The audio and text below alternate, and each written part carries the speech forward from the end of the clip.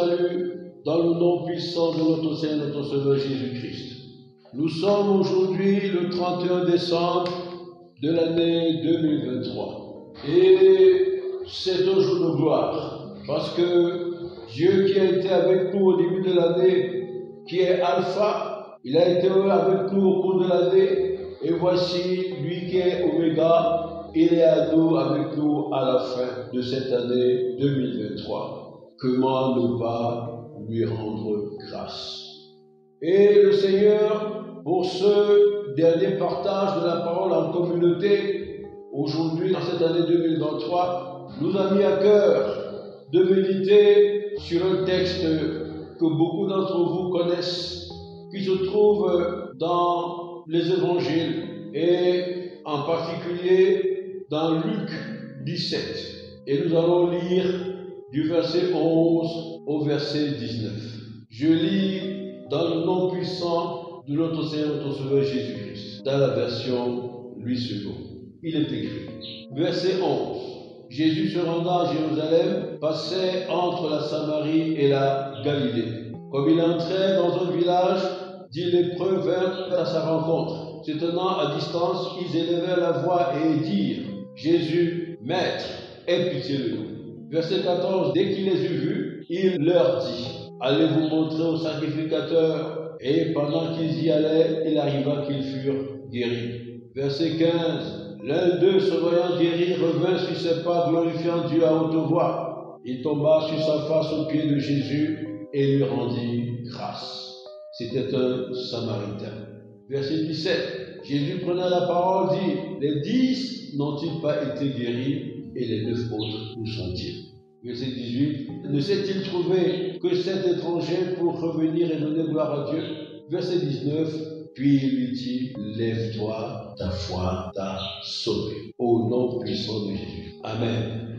Bien-aimés, nous venons de faire une lecture particulièrement édifiante ce matin, qui en réalité nous enseigne sur la nécessité de l'action de grâce. Et cette lecture nous révèle aussi le type de relation que nous pouvons établir avec Dieu, notre Créateur, et ses conséquences sur nos vies spirituelles. D'où le thème ce matin, action de grâce, un levier important dans ta marche avec Christ.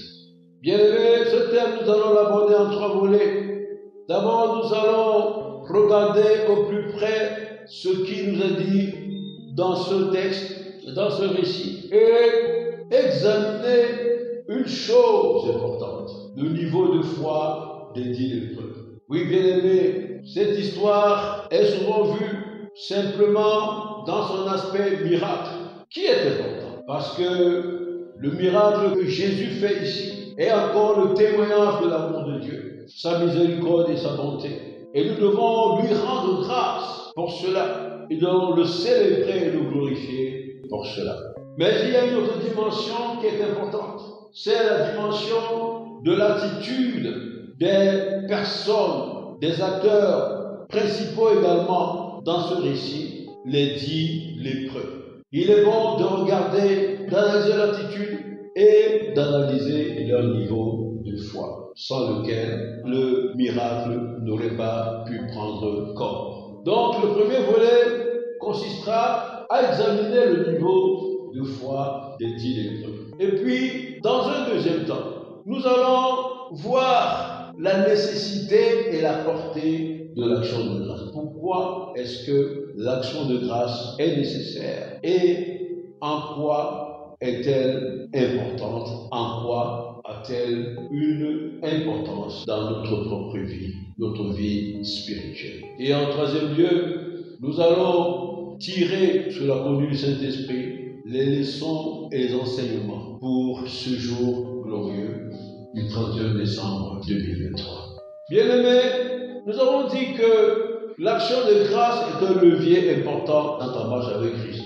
Ton attitude est déterminante et l'attitude des 10 lépreux est aussi importante. Le niveau de foi des 10 lépreux est important parce que sans la foi, nous ne pouvons rien prendre dans le magasin de Dieu. Il nous faut la foi pour recevoir et prendre possession de ce que Dieu a préparé pour nous depuis la fondation du monde.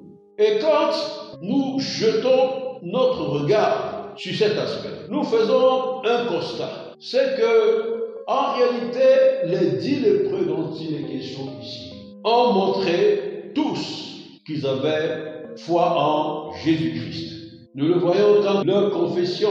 Qu'est-ce qu'ils demandent au Seigneur Jésus? Au verset 13, ils disent « Jésus, Maître, aie pitié de nous ». Et c'est une confession puissante qui est faite là. Pourquoi? Parce que quand ils disent « Jésus », le nom de Jésus signifie « Dieu qui sauve ». Ils reconnaissent donc en Jésus qui est là, le Jésus de Nazareth qui est devant eux, comme le Dieu qui sauve. C'est une puissante confession de foi. Alors que le même Jésus est combattu à gauche et à droite par les pharisiens et les autres, alors qu'il a été chassé lui-même à Nazareth, on ne l'a pas reconnu comme un prophète, eh bien, eux, les 10 lépreux ici, élèvent cette puissante confession en disant Jésus, c'est-à-dire le Dieu qui sauve. Ils s'adressent à un Dieu qui sauve, un Dieu vivant. Et puis ils disent Maître. Ils reconnaissent en lui celui qui a la main mise sur toutes choses. Quand on dit maître, c'est reconnaître que cette personne-là a la maîtrise d'un domaine précis. Et ici en particulier, la maîtrise de Jésus s'étend sur toutes choses. Et enfin, ils disent aie pitié de nous, aie pitié. Ils sont en train d'invoquer la miséricorde divine. Ils font appel à la miséricorde divine. Donc, en réalité, les 10 lépreux ont la foi et l'ont confessé de manière claire. Et c'est pour ça que Jésus va leur dire, allez, n'est-ce pas, vous présenter au sacrificateur. Et pendant qu'ils étaient en train de s'y rendre, voilà qu'ils sont guéris. Donc, c'est encore ici une leçon qui est donnée à chacun d'entre nous pour que notre foi soit une foi profonde qui peut nous permettre de tirer de la robe de Jésus, comme la veuve à la perte de sang, nos grâces et nos bénédictions. Mais il faut aussi dire que dans ce groupe de 10, leur niveau de foi s'arrête là, à la guérison qu'ils ont obtenue par la foi. Pourquoi? Visiblement, ils prennent la guérison et voilà que la connexion avec Jésus est finie. Ils sont partis. Ils sont venus pour la guérison et la guérison seule. Ils croient que tout s'arrête à la guérison.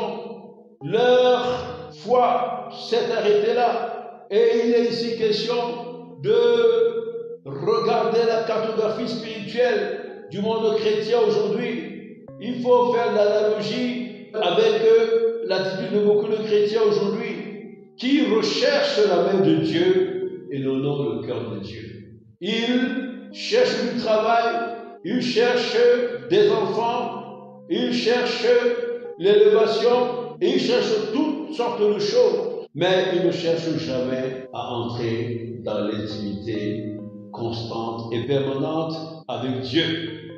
Une fois leur désir satisfait, ils abandonnent et ne viennent plus à l'église. Ils ont trouvé du travail, ils n'ont plus le temps même de prier. Et cependant, le 10e lépreux, lui, il va avoir une attitude totalement différente. Quand il s'est vu guéri, il s'est mis à glorifier Dieu, à élever vers lui des actions de grâce. Et il vient se prosterner aux pieds de Jésus, ce qui est un signe d'adoration et d'abandon filial. Et il manifeste la décision dans son cœur ou la volonté de suivre Jésus. Et il a compris que en Jésus, il y a beaucoup plus que la guérison, il y a le salut. C'est ainsi que Jésus va lui dire, lève-toi, va, ta foi t'a sauvé. Ceci est une leçon puissante pour les enfants de Dieu, pour les chrétiens. Maintenant, ce que nous avons vu là nous enseigne aussi que l'action de grâce est nécessaire si nous voulons aller plus loin et qu'elle a des richesses en elle qui peuvent influencer notre vie spirituelle et la relation avec Dieu, avec Jésus. Nécessité de l'action de grâce, pourquoi? Parce que c'est la volonté de Dieu. Voyez-vous, bien-aimés, Jésus est indigné par l'attitude des 9 lépreux qui, une fois guéris, sont partis. Ils ont disparu dans la nature, si je peux dire. Au verset 17, Jésus, prenant la parole, dit: les 10 n'ont-ils pas été guéris, et les 9 autres, où sont-ils? Où sont-ils? Même Jésus attend de nous que nous venions lui dire merci. Ça réchauffe son cœur. Ce merci a aussi une dimension. Lorsque vous faites du bien à quelqu'un, eh bien, vous pouvez, s'il ne se manifeste pas, s'il ne dit rien, s'il ne manifeste pas qu'il a été béni ou pas, vous pouvez être dans le doute peut-être et vous dire que ça n'a servi à rien. Alors que le merci conforte la personne qui vous a béni, que vous êtes satisfait. Jésus, lui aussi, ici, il est content que l'un des lépreux vienne lui dire merci. Et il est indigné du fait que les autres n'ont pas pensé à cela, n'ont même pas ressenti cela.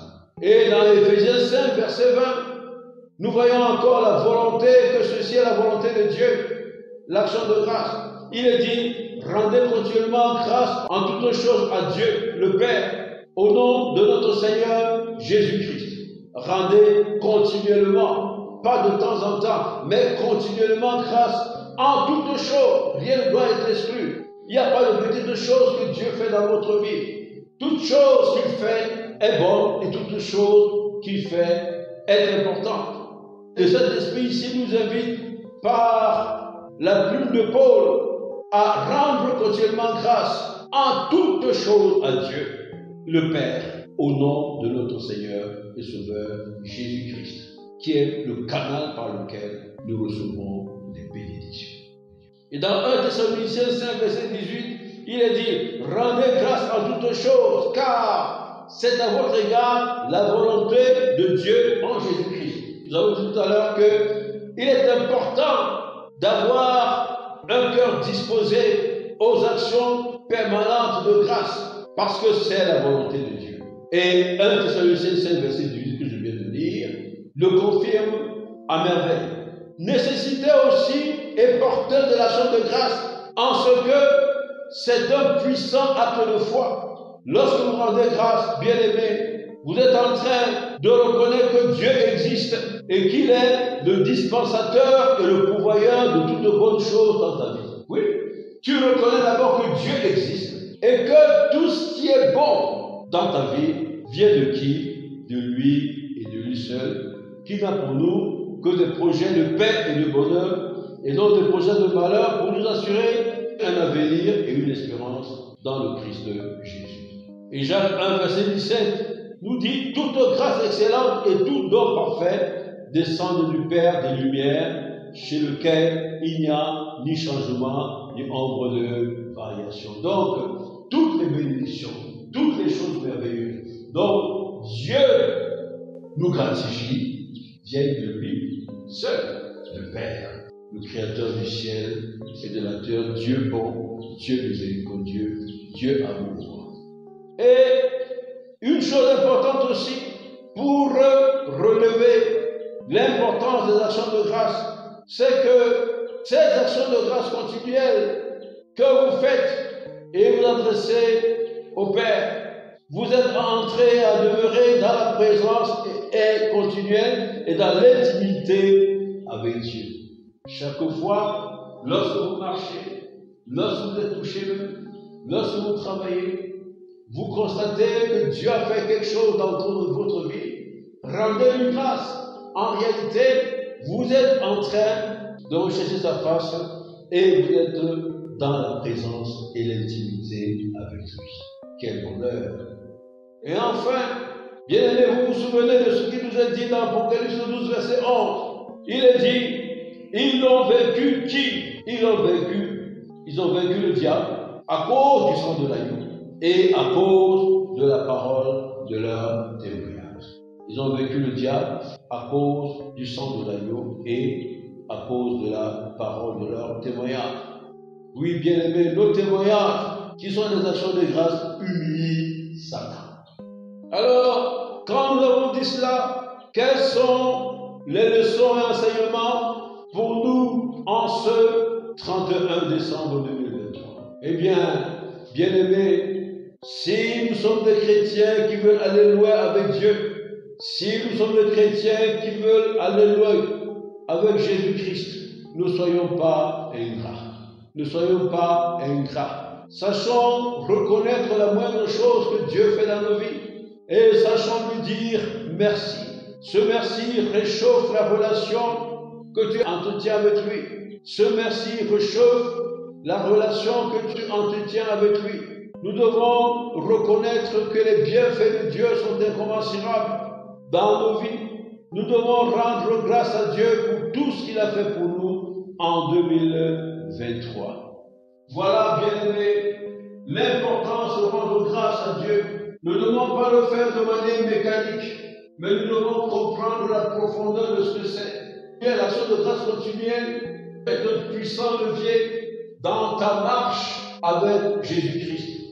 Il nous amène à rechercher en permanence la face de Dieu, à demeurer dans la présence de Dieu et dans son intimité. J'ai dit tout à l'heure quel bonheur d'être ce chrétien-là qui a cette relation profonde avec Dieu. Nous devons le connaître en cette année 2023, que Dieu a été notre guide, Dieu a été notre lumière, Dieu a été notre bouclier, Dieu a été notre pourvoyeur et bien d'autres choses encore. Sans lui, nous n'aurions pas pu être là pour ce partage encore de ce matin. Il y a plus de renouvelable le souffle de vie. Que son nom soit glorifié. Merci Seigneur pour les grandes choses que tu as faites pour nous en 2023. Nous scellons toutes ces grâces, toutes ces bénédictions dans le sang de Jésus-Christ. Nous déclarons que l'ennemi ne peut rien en détourner. Car c'est à toi seul qu'appartiennent honneur, gloire, majesté, force, puissance et magnificence d'éternité en éternité. Que le nom de l'Éternel soit glorifié. Bonne année à tout le monde. Au nom de Jésus-Christ. Amen.